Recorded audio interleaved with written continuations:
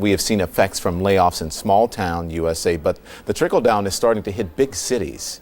And several mayors are certainly concerned. Joining me here in Atlanta Mayor Shirley Franklin, she is one of them. She's concerned about this. You sent letters. Thank you, first of all, Your Honor, for joining us here. You sent a letter to Charlie Rangel, I'm correct, and then also to the Secretary Paulson and others to try to help get money, because you say this is a crisis situation now. No, it is a crisis, and the letter to Chairman Rangel really was to be added to the testimony for hearings that were held in Congress a few weeks ago about an infrastructure investment that would come through the Congress. And then some mayors actually believe, as I do, that Secretary Paulson could set up a urban infrastructure fund with some of the TARP money, and then allow us to use that money to rebuild infrastructure. And you say, well, why do we need that? We believe in Atlanta, in 120 to 160 days, we could put 5,000, 6,000 people to work and retain jobs if we had $30 million to invest. Sidewalks, infrastructure related to bridges, roads, so that it is part of how you get people back to work. All right, let's, before we get to why you say it's a crisis and what might happen if you don't get the money, people are sitting at home wondering, well, why do I care about what happens in Atlanta? Why do I care about what happens in Phoenix or Chicago or any other city? Why should the person watching care? Well, the economy of the United States, it's well documented. Much of the economy is driven by what happens in cities. Small towns and cities really are driving the economy. Most people in America now live in cities.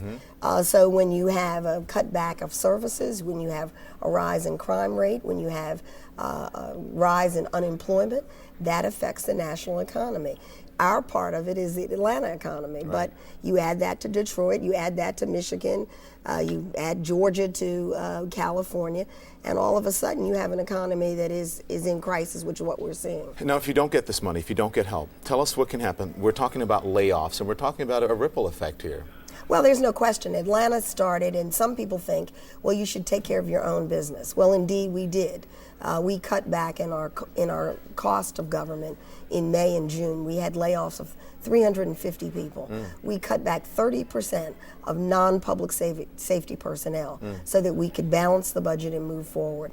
Now we're having to have layoffs, not layoffs, but furloughs in city government, including police and fire. We've asked everyone in city government, police, fire, parks, folks, to take a 10% pay cut.